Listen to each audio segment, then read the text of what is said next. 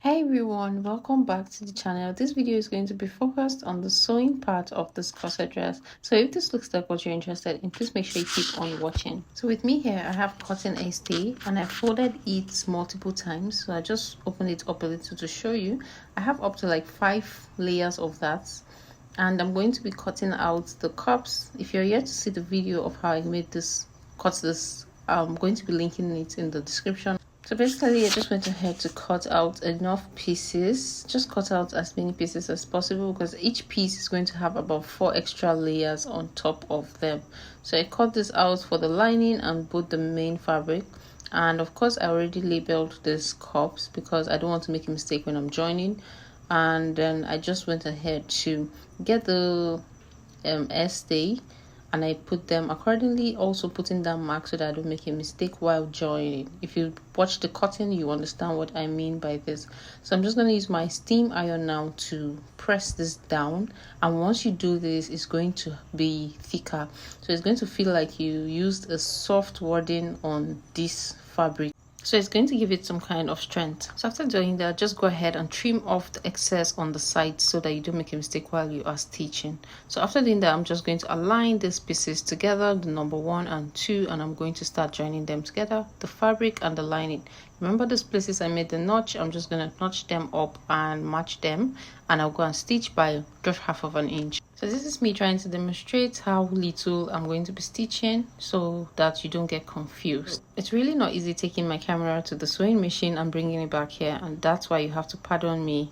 So after doing that, I was just trying to look at how the yoke is going to sit pretty at that point on. So once everything is joined together, I'll just notch, and then I'm going to use my steam iron to give this a very nice press. Open the seams up, and this is what I'm going to have. So I'll repeat this process for all the lining pieces, and then I'll show you what next to do. Once all that is done, I'm just going to bring the main body of the dress. I'm going to open it up like this, bring the sides on, keep them on both sides. Then I'm going to join by 1/2 inch as well. So at this point, I was just trying to rule out the line to show you, give you an idea what 1/2 inch looks like. So I'll just stitch on both sides, take the other part right sides facing right sides. I'll do the same thing. I'll take the lining piece and repeat the same process for this. One of the secrets to a perfect finish is ironing as you sew. So I'm just going to make notches on this part I just stitched, and I'll open up the seams and steam press it properly. So once that is achieved, I'm just going to go ahead with the lining of this fabric, only the lining piece. I'm going to go ahead and make some lines, and I'll be boning only the lining of this fabric, of this dress, because I want the boning technique, I want the boning to look invisible on the outside of the dress. So now take your marker or anything, then create lines that will help you to stitch. So one thing you need to take note of is the allowance on the side. So you don't want your bones getting to the allowance area at all. So if you want to use your tape to measure these lines so that you are accurate, you can do that, but for me, I did not need to do that. So I just eyeballed this and I ruled out my lines, and I'm going to go ahead and bone this, stitch my bones to this part. So this bone here is called a ridgeline bone, which means it can also be stitched on. It's also known as a sewable boning, and I'll also be using the plastic one that you can stitch on. So just take note and pay attention to how I'm going to use the two of them together. So I'm just going to take note of the length of the bone I want, making sure that I have at least 0.75 inches above and below. Then I'm going to cut at that point. So before I attach this sewable boning, I'm going to use my tape to cover the top part and the under of the bone so that it's not rough when it gets in contact with the skin. So on your ridgeline bone, you're going to see 2 parts on the sides where you can stitch on. So it's on this part I'm going to make my stitch, and I'll attach it to the fabric. So just make sure you're using a matching thread because it's going to be showing on the right side of the lining. So after attaching all my bones like this, you'll notice that there are spaces at the bottom and at the top part. So forget about the fact that the bones are not straight. By the time I steam press it, it's going to be straight. I'll bring in my plastic bone. Obviously this bone is going to be a little bit smaller than the one you stitched down so that it can pass in. So I'm going to take note of the measurements, and then I'm going to cut it out as well. So after cutting it out, I'll need to file it, because if you put it directly, it's going to be very rough on the skin. So this is what a plastic boning looks like before filing it. You can see how sharp it is on my skin. Imagine that getting to the skin of your client. You really do not want that, so you want to make sure you're smoothing it out before you attach it.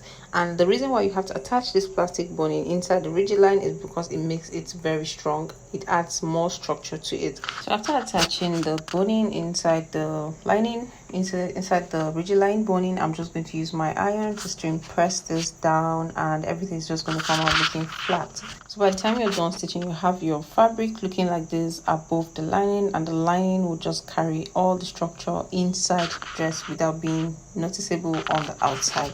So for the back part of this dress, I just made a strap like this, and I'm going to cut about 2.5 inches that I'm going to use for the loop of for the button. So I cut out 2 pieces for the yoke because one is going to be serving as the lining. So I'll place that loop inside. I'll stitch on the neckline, stitch down, then stitch the curve that we'll have at the back. So after stitching, I'm just going to make tiny notches so that everything turns out nicely. Then I'll turn it to the right side. By the time you turn to the right side, you should have your loop inside like this, and that's where the button is going to be placed inside. I'll be repeating the same process for the other part, but this time around I'm not going to put any loop on the other side because the button is going to be stitched there. So this is the back pattern, and I'm just going to use this back pattern to actually get the panel for the lacing. So I'm marking in 2 inches from the back pattern like this, and that's the pattern I'm going to use to cut out the fabric I'm going to be using to get the lacing bar. So once I get this, I'll use it to cut on a black plain fabric. You can use any color that matches or blends into your dress.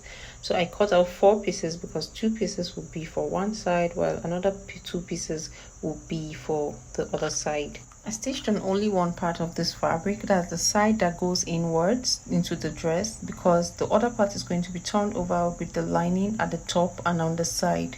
So I stitched on that part, then I turned it over while the other parts were still open. So just keep on watching and you're going to understand what I mean by that. So I placed them on the fabric like this, and I'm going to use my hemming tape to glue them down to the fabric before I stitch them down. So I used my steam iron and applied some steam to keep it down in place before I go and stitch it down. Okay, I really hope you understand. So this is my fabric pen, and I just used it to mark out where the boning is going to pass through. So one boning is going to be there, and then I'm going to keep some space for eyelets. Then there'll be one more boning on the other side. So I honestly think that this method of attaching the lacing bar is the easiest method so far. I learned this at my fashion school, and I'm sharing this for free with you. This is enough reason to give this video a thumbs up. So these are the yoke pieces for the back that I just turned over, and what I'm going to do now is to actually place it on this fabric like this. And I forgot to mention that I attached boning as well on the lining piece for the back. I did the same thing I did at the front on the back lining. Okay, so with that done, I'm just going to attach the bra cups to the fabric and the lining bra cups to the lining of the dress. So I matched up the line on the bra cup on the line on the body, and then I'm going to stitch all of this down. So once you've stitched them down and you have just a little excess, it's okay to trim it off, provided you've matched and aligned all the dart legs together. So, and you can see that I had the same amount of excess. This simply shows that it was just maybe a little excess from my cotton. So now if you notice, I had my boning in the way, so I had to loosen that up. Please don't make a mistake of having your bone in the way where you're going to stitch, because it's going to really cause you problems when you turn over your lining. So I had to cut this and reduce the length. So after reducing the length, I just stitched it down back before I turned over the lining. Okay, so once all that was done, this is what I had, and the lining is just a direct replica of the main fabric. Okay, so this is what it looked like, and the boning was no longer in the way because there's no way I'm going to stitch on the bone. Okay, so this is the importance of taking all your time to cut correctly, because when you don't cut correctly, your fabrics are not going to match. So I used my pins and I pinned up every part, putting in the yoke of the front inside so that I can stitch it down before I turn over the lining. So this is what it looks like. You can see that every part of this outfit, the front part matches because I took my time to cut correctly. Okay, so after cutting out, after pinning them up, I just put my hemming tape on it like this, because by the time you attach this hemming tape and stitch, it's going to help you when you turn over, so that you can steam press it and it will just stay in place and you don't have the lining trying to come up at the right side of the dress. So I'll just use the steam iron now to apply a lot of steam on this part to keep everything in place. So once everything is done like this, I'm just going to put in the back yoke as well, turn it over, then I'm going to stitch the lines for the lacing bar before I turn over the remaining part of the back lining.